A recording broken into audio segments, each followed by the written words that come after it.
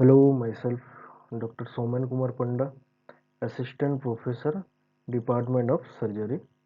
Welcome to my YouTube channel Made Stories. आज हम discussion करेंगे स्टेरिलाइजेशन के बारे में, जो कि एग्जाम पॉइंट ऑफ व्यू के हिसाब से मोस्ट इम्पोर्टेंट टॉपिक है। तो चलिए स्टार्ट करते हैं। स्टेरिलाइजेशन क्या होता है? स्टेरिलाइजेशन जानने से पहले हमें माइक्रो ऑर्गेनिज्म के बारे में बेसिक आइडिया होना बहुत ज़रूरी है। तो देखते हैं। A microorganism or microbe that is too small to be seen with the naked eye, they could only be seen under microscope. एक माइक्रो ऑर्गेनिज्म जिसको हम माइक्रोब भी बोल सकते हैं, जो कि too small to be seen with the naked eye, naked eye में हमें दिखाई नहीं देता, they could only be seen under microscope. Micro organism जो कि दो टाइप्स में होते हैं, एक गुड माइक्रो ऑर्गेनिज्म जिसको प्रोबायोटिक्स बोलते हैं, एंड बैड माइक्रो ऑर्गेनिज्म जिसको हम पैथोजेंस बोलते हैं। तो देखते हैं गुड माइक्रो ऑर्गेनिज्म क्या होता है, जो कि हम प्रोबायोटिक्स नाम से जानते हैं। प्रोबायोटिक्स बेसिकली आपके डाइजेस्टिव ट्रैक्ट में हमेशा प्रेजेंट रहते हैं, जहां की पैथोजेंस हमेशा एक्सटर्नल एनवायरनमेंट और ह्यूमन बॉडी सरफेस में प्रेजेंट रहते हैं। गुड माइक्रो ऑर्गेनिज्म जिसको प्रोबायोटिक्स बोलते हैं, which plays an important role in maintaining health, जो कि आपका हेल्थ में इंपॉर्टेंट रोल प्ले करता है। किस तरीके से प्ले करता है, कुछ एग्जाम्पल है गुड माइक्रो ऑर्गेनिज्म का, देखते हैं। लैक्टोबैसिलस एसिडोफिलस, जो कि आपके डाइजेस्टिव ट्रैक्ट में पाए जाते हैं, which help for good digestive function, which help for good digestive function, also relieves abdominal cramps, gases and diarrhea. Next, lactobacillus plantarum, जो कि बूस्ट द इम्यून सिस्टम, जो कि आपके इम्यून सिस्टम को बूस्ट करता है। इस तरीके से कुछ प्रोबायोटिक्स है जो कि डाइजेस्टिव ट्रैक्ट में पाए जाते हैं, जो कि plays an important role in maintaining the health. Next, bad micro organism जिसको हम पैथोजेंस बोलते हैं, which harmful and disease causing pathogens, मतलब बैड माइक्रो ऑर्गेनिज्म जो रहता है एक्सटर्नल एनवायरनमेंट और ह्यूमन बॉडी सरफेस में, वो हमेशा हार्मफुल रहता है और डिजीज कॉजिंग रहता है।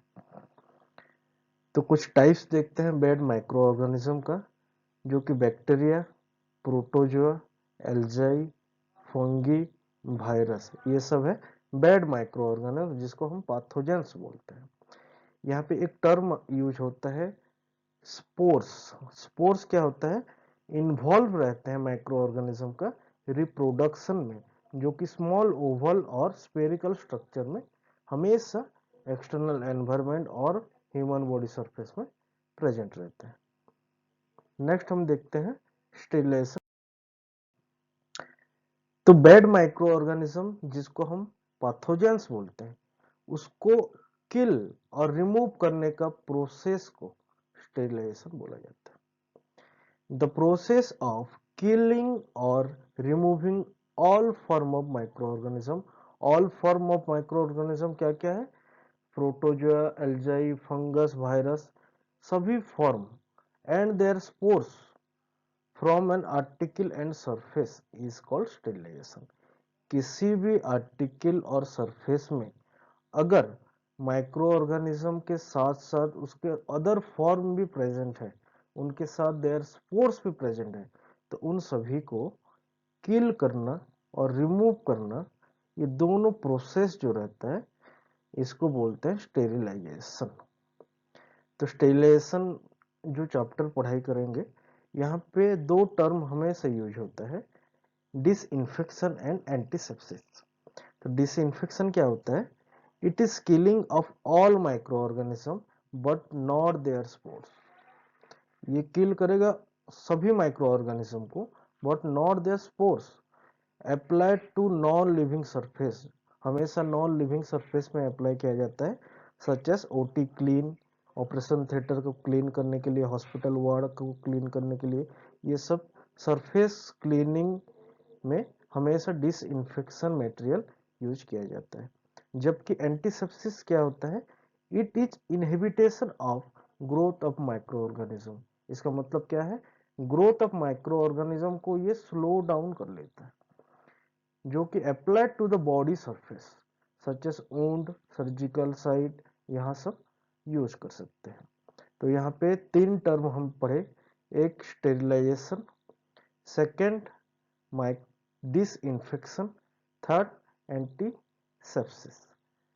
तो स्टेरिलाइजेशन क्या होता है, किसी भी प्रोसेस जहां किलिंग और रिमूविंग किया जाता है, किसको किया जाता है, micro organism and their spores को, कहा किसी भी आर्टिकल और सरफेस में अगर प्रेजेंट है तो उसको स्टेरिलाइजेशन बोला जाता है। डिसइंफेक्शन क्या वो होता है, killing of all micro organism but not their spores. Antisepsis क्या होता है, इट इनहिबिटेशन और slow down the growth of micro organism. Disinfection कहाँ यूज किया जाता है, नॉन लिविंग सरफेस में such as OT clean, hospital ward etcetera. And antisepsis कहाँ यूज किए जाते हैं, applied to the body surface, जहां जो कि वुंड, सर्जिकल साइट एटसेट्रा, यहाँ पे हम इसको अप्लाई कर सकते हैं। नेक्स्ट देखते हैं मेथड ऑफ स्टेरिलाइजेशन। इसका मतलब कौन कौन सा मेथड रहता है जिस मेथड से हम स्टेरिलाइजेशन कर सकते हैं। 2 मेथड हमेशा एग्जाम के व्यू के हिसाब से हमेशा 2 मेथड लिखना चाहिए, physical method of sterilisation and chemical method of sterilisation. Physical method में क्या आते हैं, हीट के थ्रू हम स्टेरिलाइजेशन करते हैं, रेडिएशन के थ्रू हम स्टेरिलाइजेशन करते हैं, और फिल्टरेशन के थ्रू हम स्टेरिलाइजेशन करते हैं, जो कि फिजिकल रहता है। नेक्स्ट लिक्विड और गैसेस के थ्रू हम स्टेरिलाइजेशन जिसको करते हैं वो होता है केमिकल मेथड ऑफ स्टेरिलाइजेशन। तो हीट के अंडर आता है dry heat and moist heat, radiation के अंडर आता है नॉन आयोनाइजिंग एंड आयोनाइजिंग। तो इन सभी के बारे में एक एक करके हम पढ़ाई करेंगे। अब देखते हैं physical method of sterilisation. Physical method of sterilisation में पहले हम देखते हैं ड्राई हीट के माध्यम से कौन कौन सा स्टेरिलाइजेशन किया जाता है। तो ड्राई हीट के माध्यम से 3 स्टेरिलाइजेशन किया जाता है, जो कि रेड हीट, फ्लेमिंग और हॉट एयर ओवन। तो हॉट एयर ओवन को हम नेक्स्ट स्लाइड में पढ़ेंगे। पहले हम देखते हैं इसमें रेड हीट एंड फ्लेमिंग। तो एक डिवाइस है जिसका नाम है बंसन बर्नर, जिसके माध्यम से हम रेड हीट और फ्लेमिंग करते हैं। ठीक है, तो रेड हीट में क्या किया जाता है, ये एक इंस्टेंट स्टेरिलाइजेशन है। दोनों रेड हीट और फ्लेमिंग ये दोनों इंस्टेंट स्टेरिलाइजेशन होता है। तो इंस्टेंट स्टेरिलाइजेशन कैसे करते हैं, किसको करते हैं, तो किसको करते हैं पहले देखते हैं। Incubation loops, wires, needles and point of forceps, इन सबको अगर इंस्टेंटली हमें तुरंत स्टेरिलाइजेशन चाहिए तो हम holding the instrument in a Bunsen flame till they become red hot, तब तक हम बंसन फ्लेम के ऊपर रखते हैं जब तक वो रेड हॉट ना हो जाए। इसको बोलते हैं red heat sterilisation. Next flaming, the article is passed over the flame without allowing it to be become red hot। Red heat में क्या करते हैं, बंसन फ्लेम के ऊपर रखते हैं जब तक रेड हॉट ना हो जाए। लेकिन फ्लेमिंग में क्या करते हैं, आर्टिकल को पास्ट ओवर फ्लेम, मतलब फ्लेम के आगे से हम पास करते हैं। कौन कौन सा इंस्ट्रूमेंट यूज होता है, scalpels, mouth of test tubes etcetera. अब हम देखते हैं हॉट एयर ओवन क्या होता है। This method was introduced by Louis Pasteur. This method was introduced by Louis Pasteur. इसमें प्रोसेस में क्या किया जाता है, आर्टिकल, जिस भी आर्टिकल को हम स्टेरिलाइज करेंगे, article to be sterilised are exposed to high temperature, वो हाई टेम्परेचर में एक्सपोज होगा for a duration of time, कुछ ड्यूरेशन ऑफ टाइम के लिए एक्सपोज होगा in an electrically heated oven is called hot air oven. Article to be sterilized are exposed to high temperature, high temperature में exposed होगा for duration of time, कुछ duration of time के लिए expose होगा in an electrically heated oven is called hot air oven. तो यहाँ पे दो चीज का हमेशा ध्यान देना है, temperature and duration of time. जिस भी आर्टिकल को हम स्टेरलाइज करेंगे हॉट एयर ओवन में, कितना टेम्परेचर में कितना टाइम तक हम इलेक्ट्रिकली हीटेड ओवन में रखना चाहिए, ये हमेशा बहुत इंपॉर्टेंट रहता है। तो देखते हैं टेम्परेचर और टाइम। टाइम को हम मिनट में डिवाइड किए हैं, तो 140 डिग्री सेल्सियस में अगर किसी भी आर्टिकल को रखेंगे तो 180 मिनट के लिए रखा जाता है। 150 डिग्री सेल्सियस को रखेंगे तो 150 मिनट के लिए रखा जाता है। और स्टैंडर्ड टाइम, हमेशा स्टैंडर्ड टाइम रहता है 160 डिग्री सेल्सियस, जो कि 60 मिनट के लिए रहता है। 170 डिग्री सेल्सियस 45 मिनट के लिए, 180 डिग्री सेल्सियस 18 मिनट के लिए एंड 190 डिग्री सेल्सियस जो कि 7.30 मिनट के लिए रहता है। नेक्स्ट, ये तो स्टेरिलाइज कर लिए। नेक्स्ट देखो article sterilisation. After article sterilisation oven must be allowed to cool down. Oven को कूल डाउन होने के लिए कुछ टाइम देना चाहिए। कितना टाइम देना चाहिए? 2 आवर्स मिनिमम देना चाहिए। उसके बाद डोर को ओपन करके उस आर्टिकल को हम यूज करना चाहिए। Article sterilised in hot air oven. Hot air oven में कौन कौन सा आर्टिकल को हम स्टेरिलाइज करते हैं? Metallic instrument and glassware instrument, इनको हम हॉट एयर ओवन में स्टेरिलाइज करते हैं। तो मेटालिक इंस्ट्रूमेंट में क्या क्या आता है? फोर्सेप। फोर्सेप में हेमोस्टैटिक फोर्सेप हो गया, cork tip forcep, needle holding forcep, sponge forcep, towel holding forcep, किसी भी प्रकार के फोर्सेप को हम यूज कर सकते हैं स्टेरिलाइजेशन करने के लिए। नेक्स्ट, स्कैल्पेल्स में डिफरेंट टाइप्स ऑफ स्कैल्पेल्स को यूज कर सकते हैं, सभी प्रकार के। सीजर्स में स्ट्रेट सीजर्स हो गया, कर्व सीजर्स हो गया, डिफरेंट टाइप ऑफ सीजर्स को हम यूज कर सकते हैं हॉट एयर ओवन में। ग्लासवेयर्स में petri dishes, pipettes, flasks, all glass syringes, सभी को हम हॉट एयर ओवन में कुछ टेम्परेचर जो बताया गया है उस टेम्परेचर में टाइम पीरियड को देखते हुए हम स्टेरिलाइजेशन करते हैं। Sterilisation precaution. प्रिकॉशन में क्या क्या देखना चाहिए जबकि हॉट एयर ओवन में हम स्टेरिलाइजेशन करते हैं? परफेक्टली ड्राई होना चाहिए आर्टिकल, सफिशिएंट डिस्टेंस होना चाहिए आर्टिकल में से जो कि अलाउ करे free circulation of air in between. Next, flasks, test tubes और पेप्टिटाइज, ये सब के माउथ कॉटन वूल से प्लग्ड होना चाहिए। इंडिविजुअल ग्लास आर्टिकल अगर हम इसमें स्टेरिलाइजेशन कर रहे हैं तो वो रैप्ड होना चाहिए क्राफ्ट पेपर और एल्यूमिनियम फॉइल से। नेक्स्ट हम देखते मॉइस्ट हीट। ड्राई हीट खत्म हो गया, जो कि रेड हीट आता है, फ्लेमिंग आता है और हॉट एयर ओवन आता है। अब देखते हैं मॉइस्ट हीट। मॉइस्ट हीट भी 3 टाइप्स में आते हैं, at temperature below 100 degree Celsius, at 100 degree Celsius and above 100 degree Celsius, जो कि ऑटोक्लेव बोला जाता है।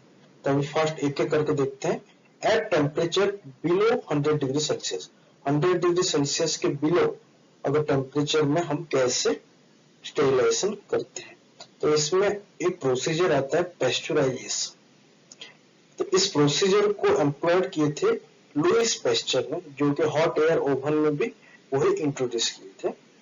तो यहाँ पे देखिए, currently this procedure is employed in food and dairy industry. Food और डायरी इंडस्ट्री में ये करंटली स्टेरिलाइजेशन किया जाता है पेस्चुराइजेशन मेथड के through. This method is suitable to destroy most milk borne pathogens. Milk burn pathogens मतलब जितना भी मिल्क में पैथोजेंस रहते हैं, बैड माइक्रो ऑर्गेनिज्म रहते हैं, जैसे कि सैल्मोनेलिया, माइकोबैक्टीरिया, स्ट्रेप्टोकोकी, स्ट्रेप्टोकोकी, ब्रुसेला, ये सबको किल किया जाता है पेस्चुराइजेशन मेथड के थ्रू। तो पेस्चुराइजेशन जो मेथड होता है 2 टाइप्स में होता है, एक होल्डर मेथड और एक फ्लैश मेथड। तो होल्डर मेथड में क्या किया जाता है? मिल्क को हीट किया जाता है 63 डिग्री सेल्सियस में फॉर 30 मिनट्स तक। फ्लैश मेथड में क्या किया जाता है, heat at 72 degree Celsius for 15 second तक। दो अलग अलग तरीके से किया जाता है। होल्डर मेथड में हीट किया जाता है मिल्क को 63 डिग्री सेल्सियस में 30 मिनट तक। फ्लैश मेथड में किया जाता है heated at 72 degree Celsius for 15 second. तो ये दो मेथड में से कोई भी मेथड यूज करने के बाद followed by quickly cooling at 13 degree Celsius.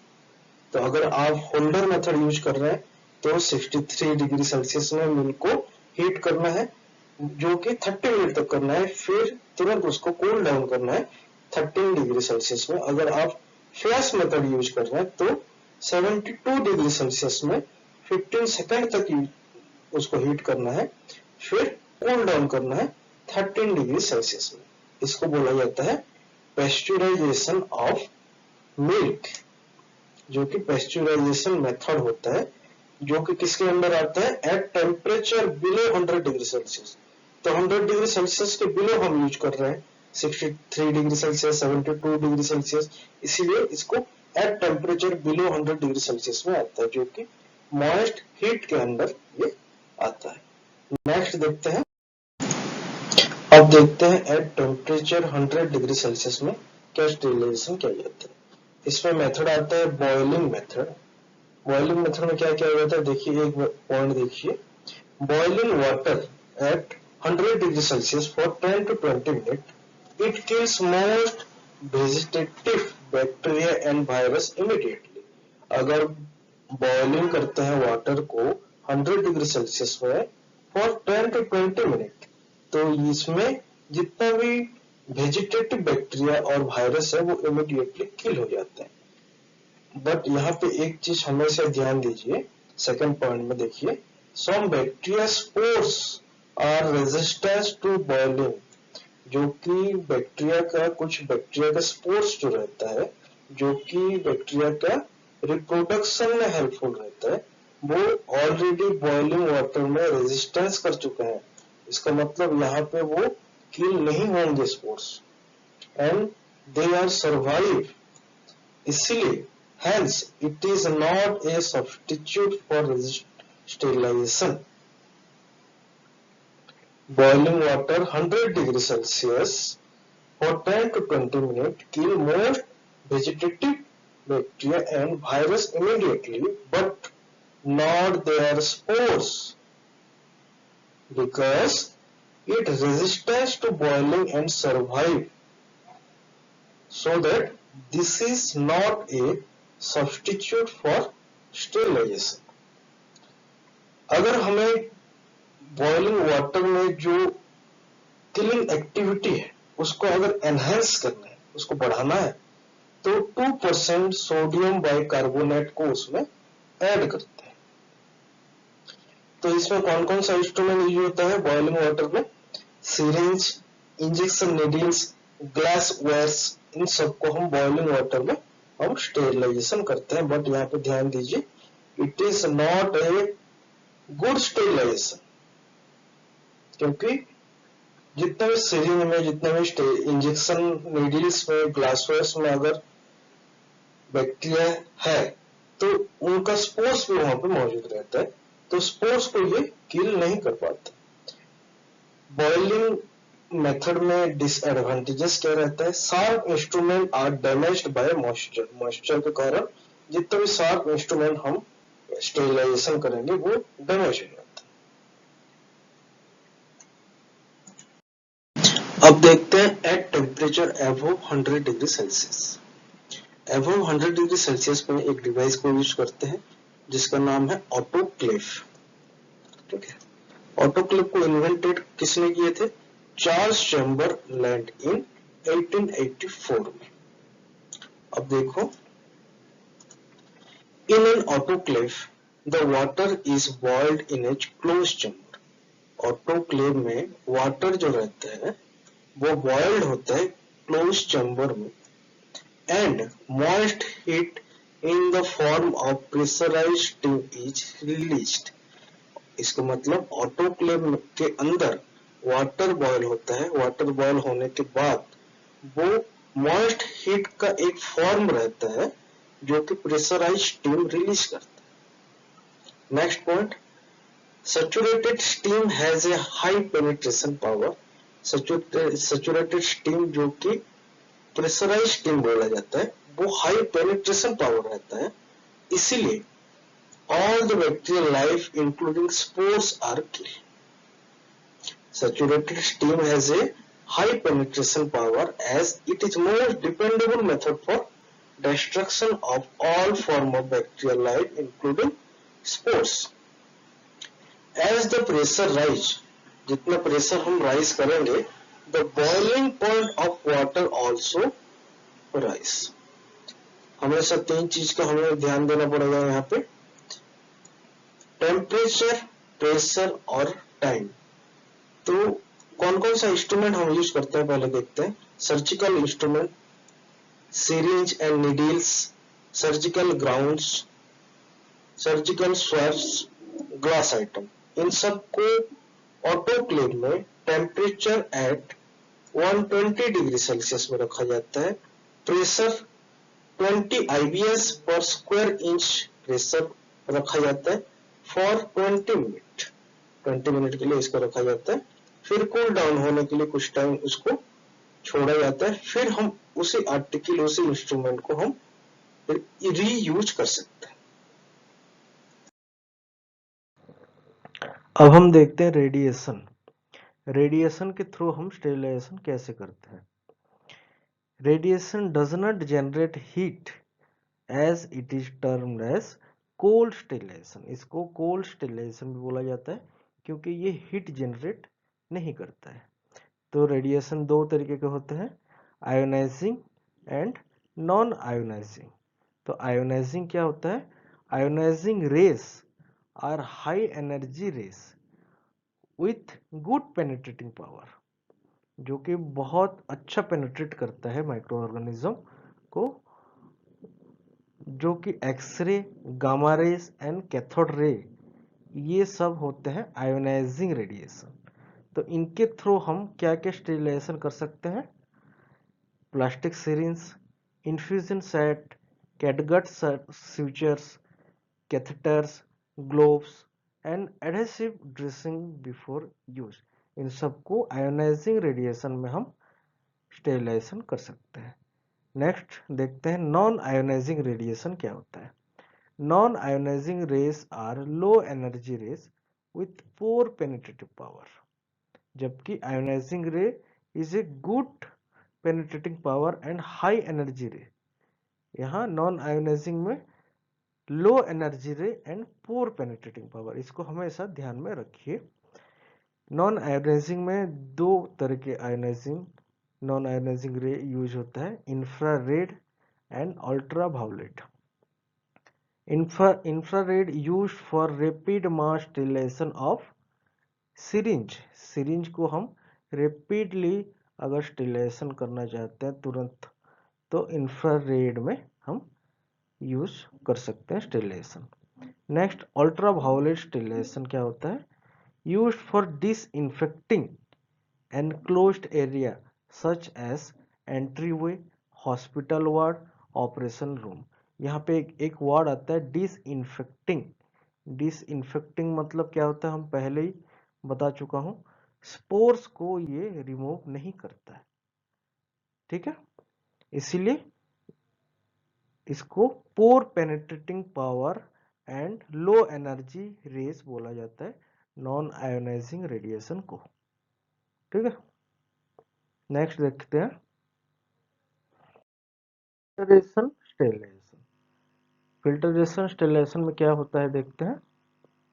Filtration does not kill microbes, ये माइक्रोब्स को किल नहीं करता, it separate them out, micro ऑर्गेनिज्म को सेपरेट कर देता है, ना कि किल करता है। तो इसमें एक डिवाइस यूज होता है जिसको मिलीपोर फिल्टर बोला जाता है या फिर मेम्ब्रेन फिल्टर भी बोला जाता है। ये होता है मिलीपोर फिल्टर या फिर मेम्ब्रेन फिल्टर। इसमें कैसे करते हैं देखते हैं। Membrane filter are the most common type of filter used for liquid sterilization, used for liquid sterilization in the microbiology laboratory. Microbiology laboratory में लिक्विड को स्टेरिलाइजेशन करने के लिए मिलीपोर या फिर मेम्ब्रेन फिल्टर का यूज किया जाता है, जिसको बोला जाता है फिल्टरेशन स्टेरिलाइजेशन मेथड। ठीक है। Membrane filter are prepared as circular membrane of about 150 micrometre, 150 micrometre thickness रहता है and contain millions of microscopic spores of uniform diameters.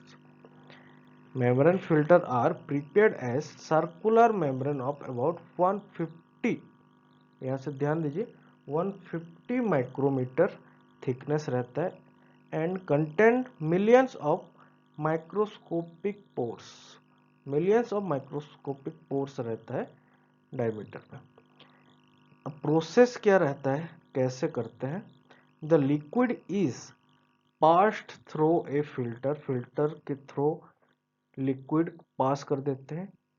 A device with pores too small for the passage of microorganism, microorganism का पास होने के लिए device बहुत छोटा है, but large enough to the passage of liquid, liquid जाने के लिए बहुत सारा स्पेस है, लेकिन माइक्रो ऑर्गेनिज्म जाने के लिए स्पेस वहां नहीं है, इसीलिए माइक्रो ऑर्गेनिज्म मेम्ब्रेन फिल्टर या फिर मिलीपोर फिल्टर के ऊपर ही रह जाते हैं और नीचे रिसीवर फ्लक्स जो रहता है वहां पे आपका लिक्विड स्टेरिलाइजेशन होकर वहां पे सेफली रह जाता है। ठीक है। केमिकल मेथड ऑफ स्टेरिलाइजेशन, जिसको हम कोल्ड स्टेरिलाइजेशन भी बोलते हैं, जो कि दो टाइप्स में रहते हैं, liquid sterilisation and gas sterilisation. तो पहले हम लिक्विड स्टेरिलाइजेशन देखते हैं। एक एक एग्जांपल दे रहा हूँ। अल्कोहल, अल्कोहल को कैसे एप्लीकेशन किया जाता है और कहाँ पे किया जाता है? अगर 70% इथाइल अल्कोहल है तो उसको एंटीसेप्टिक ऑन स्किन में आप यूज कर सकते हैं as a antiseptic. Isopropyl alcohol अगर है तो डिसइंफेक्टेंट के हिसाब से सरफेस में यूज कर सकते हैं। अगर मिथाइल अल्कोहल है तो उसको इनॉक्यूलेशन वुड्स में डिसइंफेक्टिंग के हिसाब से यूज कर सकते हैं, जो कि किल करता है, फंगल स्पोर्स को भी किल कर सकता है। तो अल्कोहल के यूज अगर हम स्टेरिलाइजेशन में करते हैं तो डिसएडवांटेजेस क्या क्या रहता है? स्किन इरिटेंट होता है, इन्फ्लामेबल रहता है। ठीक है। नेक्स्ट देखते हैं एल्डिहाइड्स। एल्डिहाइड्स क्या करता है? It kills all micro organism including spores. यहाँ पे ध्यान रखिए, it kills all micro organism including spores. तो एल्डिहाइड्स जो होता है दो तरीके से रहते हैं, 40% फॉर्माल्डिहाइड जिसको फॉर्मालिन बोला जाता है और 2% ग्लूटेरल्डिहाइड। तो 40% फॉर्माल्डिहाइड कहाँ पे यूज होता है?